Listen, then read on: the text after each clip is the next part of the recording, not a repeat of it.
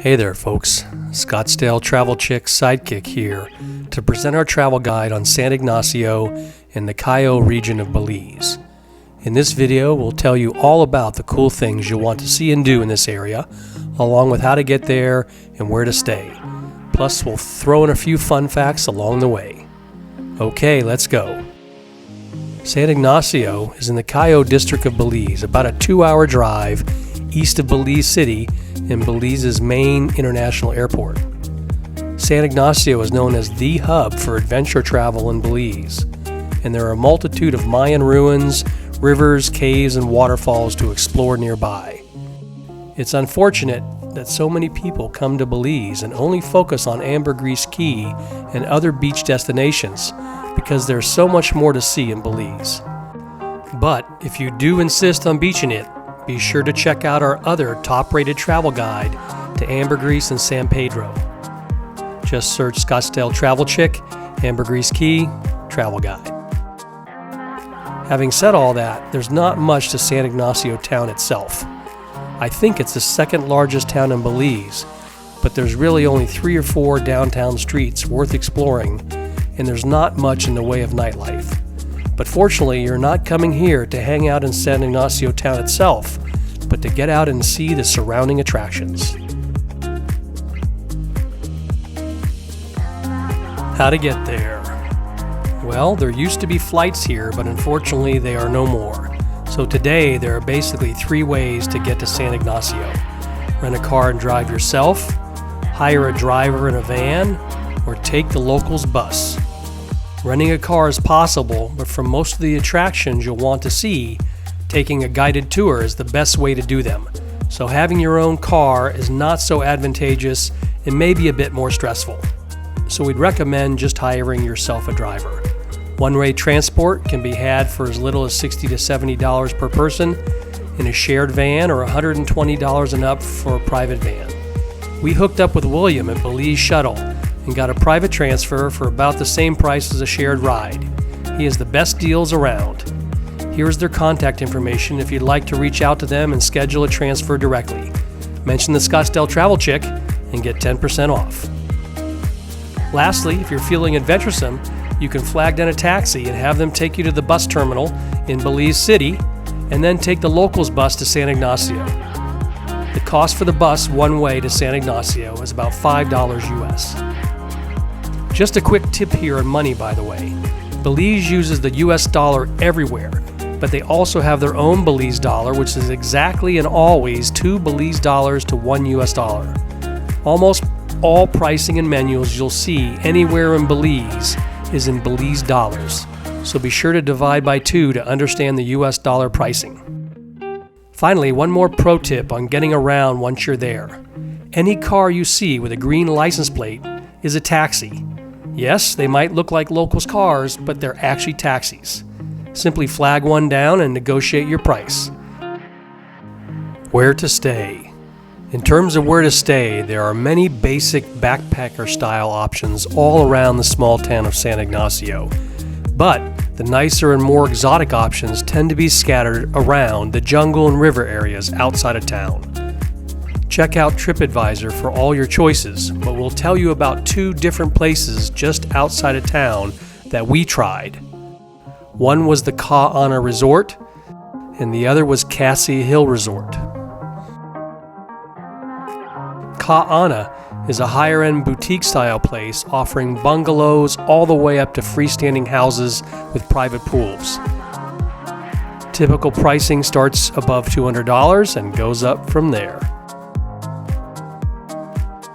Cayo Hill Resort was another option, with individual rustic cabins spread out over a small hill just outside of town. Pricing at Cayo Hill is a bit more affordable, around $100 to $150 a night. And if you'd like to see detailed hotel reviews on either of these, just search Scottsdale Travel Chick, Cayo Resort, or Cayo Hill Resort. Okay, with all that out of the way, let's talk about the best things you'll want to see and do during your stay in San Ignacio in the Cayo district of Belize.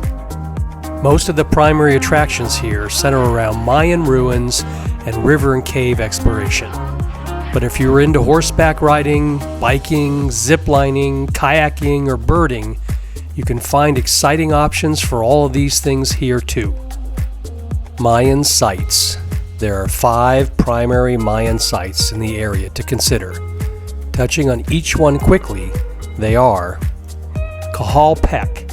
It's the smallest of the sites, but it's right next to downtown San Ignacio. It's a small site, but one of the oldest Mayan ruins in all of Belize, dated back to 1500 BC. Sunantanich. It's the next closest site to San Ignacio, and it's the most visited Mayan site in Belize. It's the most popular because it's the best combination of convenience and impressiveness.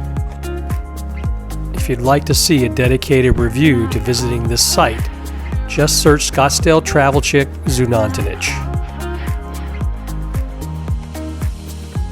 Caracol. It's the largest Mayan site in Belize, but it's not as well excavated as Zunantanich, and it's a bit further away. Excursions here typically take a 10-hour day with stops at Rio Frio Caves and Rio on Pools.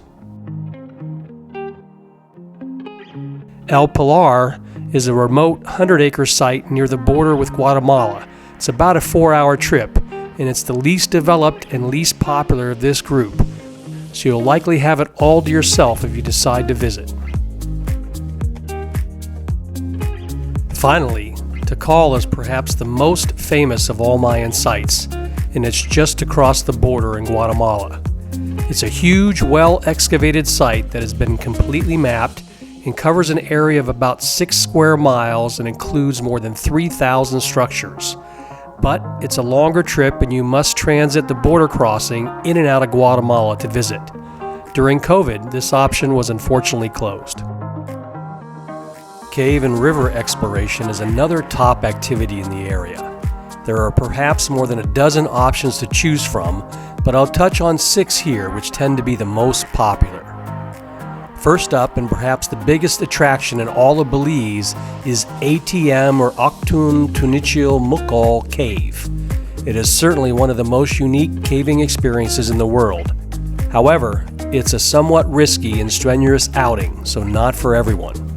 It's a combination of a short hike with 3 river crossings, then exploring a wet cave where you'll have to swim and also crawl through small places, then exploring an upper-level dry cave with many ancient Mayan artifacts and skeletons, untouched for hundreds of years.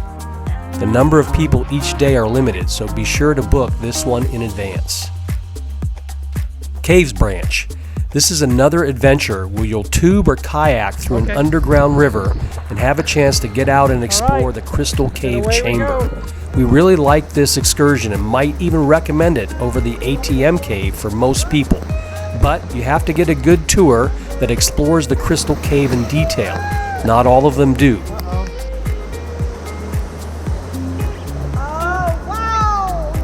Here's about 30 seconds of some of the stuff we got to see and do on this tour. It was a lot of fun. If you'd like to learn more about doing this tour and which company we'd recommend to take you there, just search Scottsdale Travel Chick Caves Branch for a dedicated video on this excursion.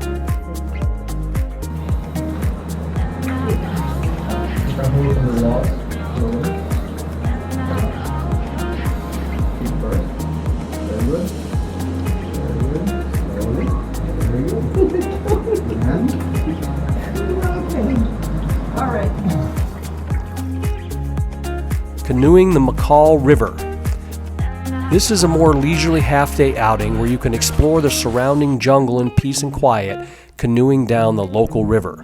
You can do this through any number of jungle resorts just outside town. If your hotel doesn't offer it, just ask them to contact one that does to set you up. Barton Creek. It's another underground cave system where you tour by canoe and examine some interesting ledges above the water where Mayan rituals once took place. Crystal Cave. This is another crystal cave, sometimes known as Mountain Cow Cave, and is a more advanced experience from the more family-oriented Cave Branch. In this one, you'll crawl through tight passageways and explore one of the most beautiful crystalline caves in the world.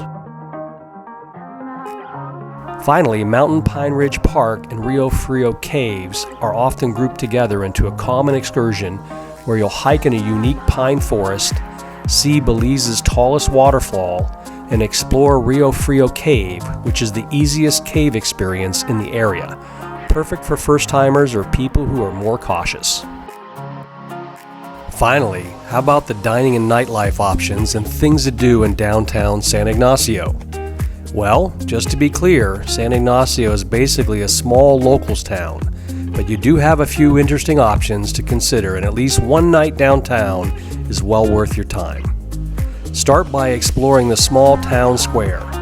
They usually have something seasonal going on in the square, and when we were there, it was the Christmas lights. Next door to the square is a visitor information center, and across the street is a popular farmer's market.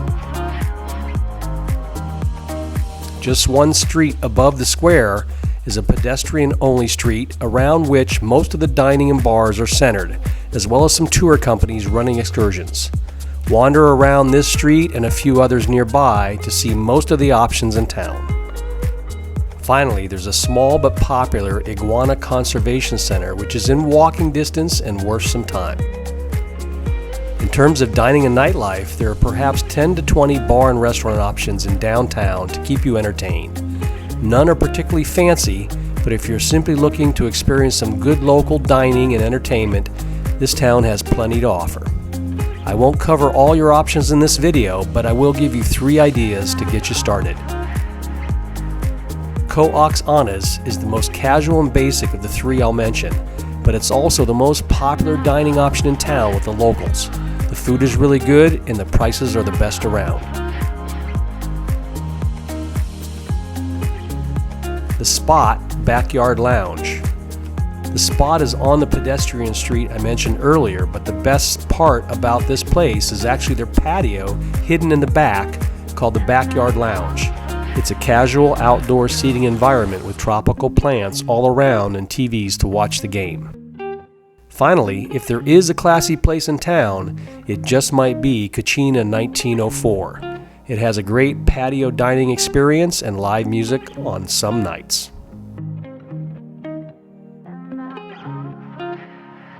Well, there you have it, our travel guide to San Ignacio and the Cayo district of Belize. We hope you enjoyed. I know we sure did. Please let us know what you think in the comments section below. Give us a thumbs up, and please consider following us for more informative travel videos just like this one. Until next time, see you later.